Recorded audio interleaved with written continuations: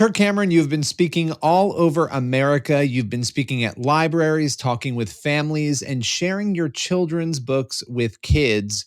What's been motivating this? Well, I'm a dad. I've got 6 children, and we got hopefully some grandkids on the way. And I'm tired of hanging with the whiners, the conservatives, the Christians who complain about culture getting worse and worse, but then just sort of sit back in their comfortable house watching Fox News, crying in their Chick-fil-A soup. I want to be counted with the winners. I want to win back the culture by protecting the hearts and minds of children and training them up in the way that they should go. We've done a great job of outsourcing our parenting and our grandparenting to government schools. That's not a good idea. And God has a way of allowing the enemies of liberty and the enemies of the faith to show us how to disciple our children by discipling them for us when we don't step up and step into our sacred responsibilities. Now, you haven't had the smoothest ride when it comes to dealing with some of the libraries that you've encountered along the way. And I know that you've teamed up with First Liberty, and you're actually trying to get some accountability, some clarification. Can you explain a little bit about what has gone on, some of the challenges that you have faced along the way? Yeah. So we've been going all across the country. I think we've been to about 17 different public libraries now. Sometimes we have protesters that show up. We've had the hillbilly harlots. We've had some drag nuns who came to be part of our part of our meetings. You know, people with great big signs in Seattle telling me, Kirk, you are growing into a real pain. So this has been entertaining.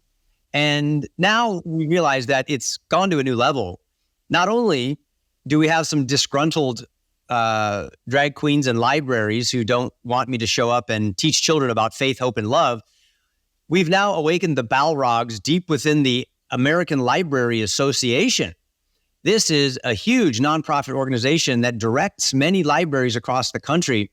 And their director of the Office of Intellectual Freedom, ironically, has been conspiring with libraries to teach them how to block access to families of faith coming to their own libraries to read their children books of virtue on August 5th. That's the day we have a nationwide event. It's called See You at the Library. It's my take on See You at the Pole. And families are gathering to read their favorite book of virtue to their kids, a book of the Bible, one of my books at Brave Books, or any book that they want. And drag queens are threatening to show up and put on adult performances for children, teach them all of their sparkly values. And we see that the battle is building and the parents are excited. Over 250 public libraries have been booked and are filling up. Many are worried about reaching capacity. And so we're guiding them through how to make this an incredibly successful event. What do you hope this effort actually accomplishes for you, for Christians, really for the entire faith community?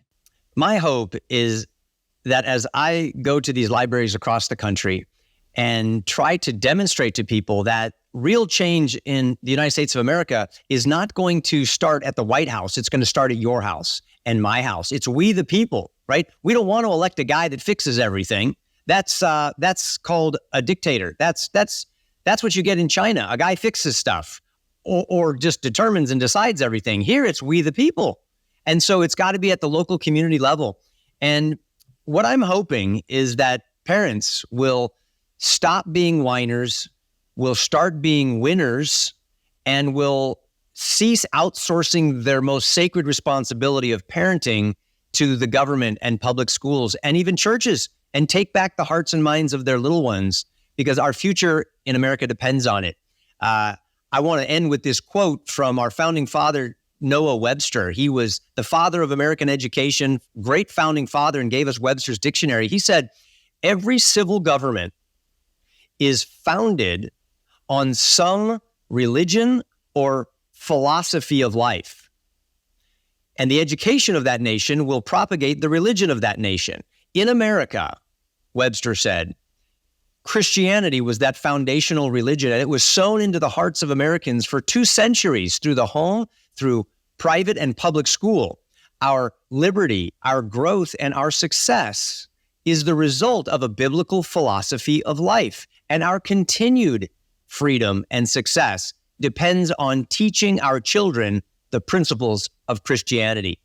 And that's what I'm trying to do. And I'm trying to reignite that in the hearts and minds of parents.